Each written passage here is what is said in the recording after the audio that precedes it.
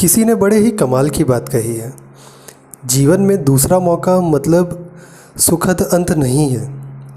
यह सारी चीज़ों को सही तरीके से समाप्त करने का मौका है। नमस्कार दोस्तों, मेरा नाम है मुकुल दुबे। स्वागत करता हूँ आपका अपने चैनल पर। दोस्तों, हमारी ज़िंदगी में बहुत बार ऐसा होता है कि हम ये सोचते हैं कि चीज़ें हमें जो मिल रही हैं वो एक बार में सही नहीं हो रही। हमारा उसको देखने का तरीका बदल जाता है और हम मायूस हो जाते हैं। अब हमें दूसरा मौका मिलना चाहिए कि नहीं, ये आपको इस वीडियो से पता चल जाएगा। और हमारे आसपास किस तरीके की चीज़ें होती हैं जिससे हम वो चीज़ समझ पाते हैं कि नहीं। तो आप उम्मीद करता हूँ कि आपको ये चीज़ आज के वीडियो के ख़त्म होने तक में समझ में आ जाएगी। चलिए दोस्तों, बिना टाइम बिगाड़े वीडियो स्टार्ट करते हैं।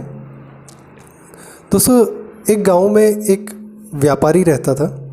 उनका अपना गोदाम था और उन्हें अपने गोदाम में काम करने के लिए एक नौकर चाहिए था। तो वो गांव में ढूंढते हैं तो उन्हें एक लड़का मिल जाता है। उसका नाम होता है रामू और वो चोर होता है। लेकिन सेठ जी को फ़र्क नहीं पड़ता, व्यापारी को फ़र्क नहीं पड़ता, वो उसे रख लेते हैं। गांव वालों को पता चलता है कि उन्होंने एक चोर को रखा है अपने यहाँ नौकरी पे। तो गांव वाले आते हैं सेठ जी के गोदाम पे, उनको बोलते हैं कि आपने एक चोर को रखा है नौकरी पर, आप किसी और को रख लीजिए, आपने इसको क्यों रखा है। सेठ जी बोलते हैं कोई बात नहीं, ये मेरा काम अच्छे से करेगा, आप टेंशन मत लीजिए, लड़का ठीक है। तो गांव वालों की बात को वो नज़रअंदाज कर देते हैं और ये बात गांव वाले पर अंदरों अंदर करते रहते हैं। सेठ जी तो कुछ मानते नहीं हैं। व्यापारी को तो लगता है कि नहीं, लड़का अच्छे से काम करे। तो गांव वाले आपस में बात करते हैं और सेठ जी को कुछ बोल नहीं पाते। व्यापारी अपने मस्त रहता है, उसे कोई टेंशन नहीं होती। तो एक बार की बात है कि व्यापारी को अपना गोदाम छोड़ के दूसरे गांव में जाना पड़ता है काम के लिए। उसे किसी काम के लिए जाना होता है तो वो रामू को बोलता है कि रामू, मैं अब एक गांव दूसरे गांव में जा रहा हूं काम के लिए, तो तुम तब तक ये गोदाम संभाल लेना। रामू बोलता है ठीक है मालिक, आप चले जाइए, कोई दिक्कत नहीं है। और उसके मन में लालच चालू हो जाता है कि अब सेठ जी चले जाएंगे तो मैं पूरा अनाज चुरा के यहाँ से 9-2-11 हो जाऊँगा। ये बात सेठ जी की पत्नी को पता चलती है तो वो गोदाम पर आ जाती हैं। वो बोलती हैं, अरे सेठ जी, आप अगर चले जाएंगे अकेले इसके भरोसे छोड़कर, ये तो वैसे भी चोर है, ये तो वैसे भी चुरा लेगा सामान, तो फिर आप इसके भरोसे छोड़ के क्यों जा रहे हैं। तो रामू गोदाम में अंदर छिपा होता है और ये सब बातें सुन रहा होता है। तो सेठ जी की पत्नी जब ये बात बोलती हैं तो सेठ जी उन्हें जवाब देते हैं कि भाग्यवान कि अगर उसे चुराना होता तो वो पहले भी चुरा के जा सकता था, तब भी वो अकेला ही काम कर रहा था। मुझे उस पर पूरा भरोसा है, बहुत अच्छा लड़का है और वो कभी चोरी नहीं करेगा। तुम विश्वास रखो, आज तक उसने कोई चोरी नहीं की है, एक भी दाना नहीं चुराया, वो आगे भी नहीं करेगा और उससे भला लड़का हमें मिल भी नहीं सकता इस पूरे के पूरे गोदाम के लिए।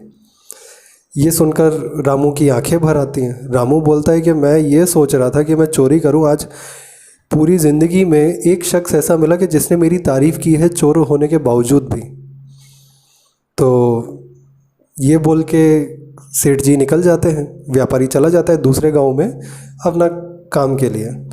लोग बाग आते हैं, सामान लेते हैं, चले जाते हैं और बड़ी तारीफ़ करते हैं कि नहीं, रामू ने अच्छे से गोदाम को संभाल लिया। तो सेठ जी आते हैं, सेठ जी को भी सारे गांव वाले बोलते हैं कि सेठ जी, रामू ने तो बहुत अच्छे से गोदाम संभाल लिया, क्या बात है। तो सेठ जी जब गोदाम पहुंचते हैं तो सेठ जी बोलते हैं, वाह रामू, पूरे गांव में तुम्हारी तारीफ़ हो रही है कि तुमने तो बहुत अच्छे से गोदाम संभाला, बहुत बढ़िया, ऐसे ही काम करते रहो। तो रामू रोने लगता है। रामू बोलता है, सेठ जी, ये सिर्फ आपकी वजह से ही हुआ है। आज तक पूरा ज़माना मुझे चोर कहता रहा, लेकिन आपने प्रेम से 2 बोल बोले, उससे मेरा हृदय परिवर्तन हो गया कि मुझे लगा कि किसी ने तो मेरी इज़्ज़त की, किसी ने तो मुझ पर विश्वास दिखाया। आपने मुझ पर इतना विश्वास दिखाया जिसके बाद मेरी हिम्मत ही नहीं हुई कि मैं आपके यहाँ चोरी कर सकूं। आपने वो शब्द बोले जो सुनने के लिए मैं इतने सालों से तरस रहा था, लेकिन वो जब जिस तरीके से आए तो उसके बाद मेरा पूरा मन ही बदल गया। मैं अपने आप को रोक ही नहीं पाया और मुझे समझ में आ गया कि ईमानदारी से काम करने में कितना सुकून मिलता है। तो सेठ जी ने बोला, वाह रामू, तुमने ये जो आज सीख ली है जीवन से, मैं चाहता हूँ तुम इसे अपने जीवन में लागू करते रहो और इस तरीके से मन लगा के काम करो ताकि तुम्हारा अब जो दूसरा जो जीवन है वो तुम्हें अच्छे से तुम्हारी ज़िंदगी चलाने में मदद कर सके। रामू भी बाद में सेठ जी को बोलता है, धन्यवाद सेठ जी, आपने मुझे दूसरा मौका दिया, मुझ पर भरोसा दिखाया, मैं आपका ये एहसान कभी नहीं भूलूंगा। दोनों हंसी खुशी बाद में गोदाम में काम करने लगे और दोनों की ज़िंदगी अच्छे से चलने लगी। तो दोस्तों ये थी आज की कहानी। हमारे जीवन में भी बहुत सारी चीज़ें आती हैं, हमारे डेली लाइफ में या हमारे लाइफ में भी बहुत सारे ऐसे इंसिडेंसेस होते हैं कि हम कुछ करके फंस जाते हैं या हमें ऐसा लगता है कि शिट, अब इसके आगे क्या, मुझे कभी सेकंड चांस मिलेगा कि नहीं मिलेगा। आप सेम प्रोसेस में अगर नहीं भी फंसना चाहते तो कोई ना कोई सिचुएशन आ तो जाती है वैसे कि आप वापस उस सिचुएशन में या उसके नियर अबाउट पहुंच जाते हैं, लेकिन आप रिज़ल्ट सेम चाहते हैं कि नहीं वो आप पर डिपेंड करता है। तो आपको अपने आप को सेकंड चांस देना तो पड़ेगा ही पड़ेगा, क्योंकि एक बार आपसे गलती हुई है, ठीक है, दूसरी बार ना हो उसके लिए आपको थोड़ा सा प्रिकॉशन लेना पड़ेगा, आपको अब ध्यान रखना पड़ेगा। लेकिन बिल्कुल ही आप ये सोचेंगे कि नहीं सेकंड चांस मिले भी नहीं और मेरे को करना भी ना पड़े, मतलब दुनिया भर की चीज़ें जो आप सोचेंगे, तो ऐसा कभी नहीं होगा। दूसरा मौका हर एक को चाहिए होता है ताकि वो पहली बार जो कुछ गलती हो गई है या खामी रह गई है उसको सुधार के आगे बढ़ सके। तो बहुत बार शायद आपको लाइफ में ऐसा लगेगा। तो मैं उम्मीद करता हूँ कि आपको ये स्टोरी पसंद आई होगी। कमेंट सेक्शन में मुझे ज़रूर बताइएगा कि आपके भी लाइफ में ऐसे कोई इंसिडेंसेस हुए हों।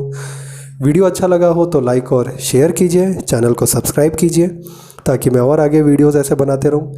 जाते जाते मुकुल आपको अपनी लाइनों के साथ छोड़ के जाना चाहेगा। राहों में चलते रहना काम है, इसे छोड़ना मत, ईश्वर सदैव हमारे साथ है, दामन छोड़ना मत। चलिए दोस्तों, आपसे अगले वीडियो में फिर मुलाकात होगी। तब तक के लिए सुरक्षित रहिए, घर में आराम से रहिए और सीखते रहिए। धन्यवाद।